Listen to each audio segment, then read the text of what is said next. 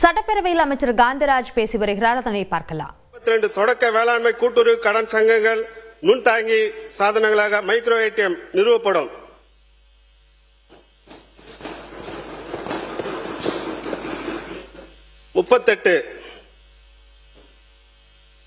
காலகருதி உடனே முடிச்சிருங்க ஐயா. கூட்டு முயற்சியில் வணிக வளாகங்களுடன் கூடிய பன்னாட்டு கட்டிடம் கட்ட விரிவான திட்ட அறிக்கை ரூபாய் 20 லட்சம் மதிப்பீட்டில் தயாரிக்கப்படும். 39 150 நியாய விலை கடைகளுக்கு ரூபாய் 15 கோடி மதிப்பீட்டில் சொந்த கட்டடங்கள் கட்டப்படும். மற்ற அறிவிப்புகள் அனைத்தும் மாண்பு அமைச்சரால் படித்ததாக கருதி அது அவை குறிப்பில் ஏற்றப்படும். மாண்புமிகு உணவுத்துறை மாண்புமிகு பேரவைத் தலைவர் அவர்களே, துறை சார்ந்த பல நல்ல ஆலோசனைகளும் அறிவுறுகளும் மாண்புமிகு உறுப்பினர் அவை முன் எடுத்து வைத்துள்ளார்கள். இந்த வெட்டு தீர்மானங்கள் அனைவரும் கொள்கை விளக்க குறிப்பிலும் எனது பதிலுரையிலும் பல விரிவான விளக்கங்களை அளித்துள்ளேன். இந்த பதிலுரை ஏற்று மாண்புமிகு உறுப்பினர்கள் தங்களது வெட்டு தீர்மானத்தை திரும்ப பெற்றுக் கொண்டு இந்த மானிய கோரிக்கையை நிறைவேற்றி தருமாறு மாண்புமிகு பேரவைத் தலைவர் அவர்களின் வாயிலாக கேட்டுக்கொள்கிறேன். நன்றி. மாண்புமிகு உணவு மற்றும் உணவுப் பொருள் வழங்கல் துறை அமைச்சர் அவர்கள்.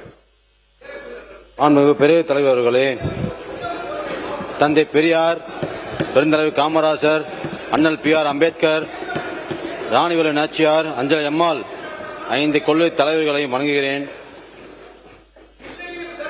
ஏன் இந்த மாற்றம்? இருபெரும் திராவிட கட்சிகளும் மக்களுக்கு தந்த ஏமாற்றம் தான் இந்த மாற்றத்தின் காரணம். சட்டப்பேரவை நிகழ்ந்திருக்கிறது ஒரு பெரும் மாற்றம். அது என்னவென்றால் 50 ஆண்டுகளுக்கும் மேலாக எதிர் திசைகளில் அமர்ந்த திராவிட கட்சிகள் இன்று ஒரே அணியில் எதிரணியில் அமர வைத்திருப்பது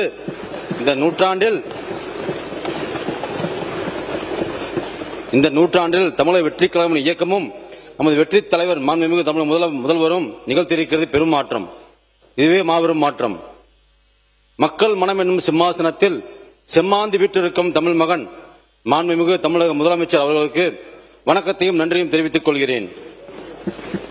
மாண்புமிகு பேரவைத் தலைவர் அவர்களுக்கும், மாண்புமிகு பேரவை துணைத் தலைவர் அவர்களுக்கும், மாண்புமிகு அரசு கொறடா அவர்களுக்கும், மாண்புமிகு அமைச்சரவை சகாக்களுக்கும், மாண்புமிகு சட்டமன்ற உறுப்பினர் அனைவருக்கும் என் அன்பான வணக்கத்தையும் நன்றியும் தெரிவித்துக் கொள்கிறேன். மாண்புமிகு பேரவைத் தலைவர்களே, மேன் ஆஃப் ஃபியூ வேர்ட்ஸ் என்று சிலர் சொல்வார்கள். அவர்கள் எல்லாரும் மேன் ஆஃப் ஸ்ட்ராங் வேர்ட்ஸ் இருக்க வாய்ப்பில்லை. ஆனால் ஒரு சிலர் மட்டுமே மேன் ஆஃப் ஃபியூ வேர்ட்ஸ் ஆகவும் மேன் ஆஃப் ஸ்ட்ராங் வேர்ட்ஸ் ஆகவும் இருப்பார்கள். இதில் இன்னொரு கேட்டகரி பீப்புள் இருக்கிறார்கள். அவர் யார் என்று கேட்டால் மேன் ஆஃப் ட்ரூ வேர்ட்ஸ். அப்படிப்பட்டவர்கள் ரொம்பவே மிக சில மட்டுமே இருப்பார்கள்.